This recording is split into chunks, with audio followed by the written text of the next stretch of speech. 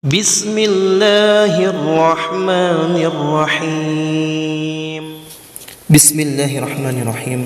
Assalamualaikum warahmatullahi wabarakatuh. Alhamdulillahirabbil alamin. Allahumma shalli ala sayyidina Muhammad wa ala ali sayyidina Muhammad. Sahabat teman-teman yang beriman, yang insyaallah dirahmati oleh Allah Subhanahu wa taala.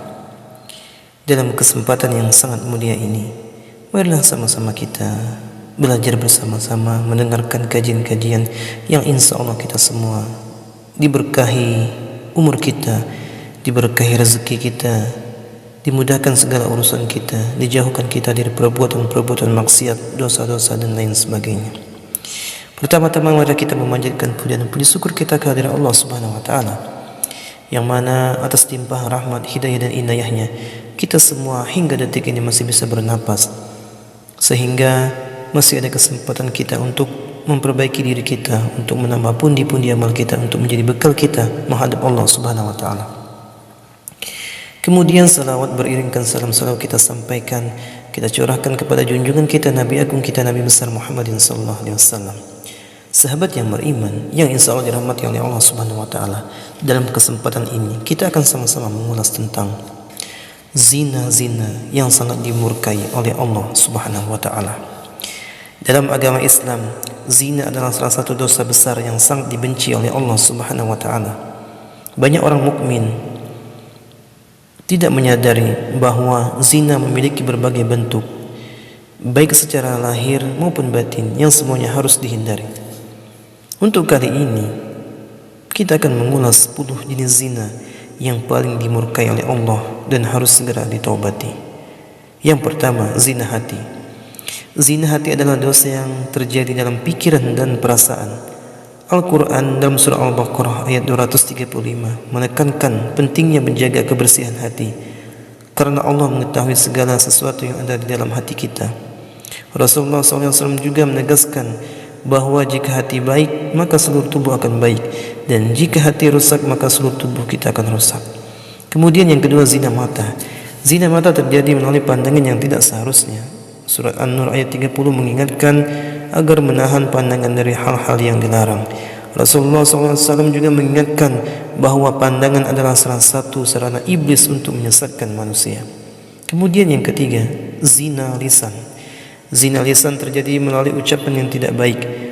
Surah Al-Isra ayat 53 menegaskan pentingnya menggunakan kata-kata yang baik dan benar. Rasulullah SAW mengingatkan bahwa perkataan yang baik dapat membawa keselamatan di dunia maupun di akhirat. Kemudian yang keempat, zina telinga. Zina telinga adalah dosa yang terjadi melalui mendengarkan hal-hal yang diharamkan.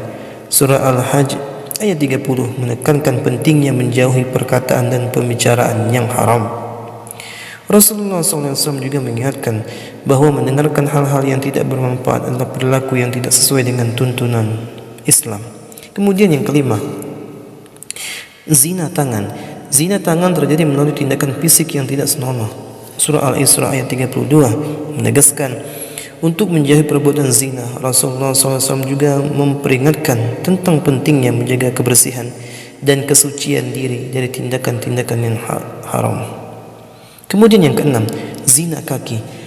Zina kaki terjadi melalui langkah-langkah menuju tempat maksiat. Surah Al-Baqarah ayat 168 mengingatkan agar tidak mengikuti langkah-langkah setan. Rasulullah SAW juga memperingatkan tentang bahaya melangkah menuju tempat yang haram. Kemudian yang ketujuh, zina kemaluan. Zina kemaluan adalah dosa yang paling serius dalam bentuk perbuatan fisik. Surah Al-Furqan ayat 68 dan hadis Rasulullah SAW menegaskan bahwa perbuatan zina dengan kemaluan adalah dosa besar yang sangat dibenci oleh Allah dan merusak tatanan masyarakat. Kemudian yang kedelapan, zina orang yang belum menikah. Zina ini dilakukan oleh orang yang belum menikah atau berhubungan di luar nikah.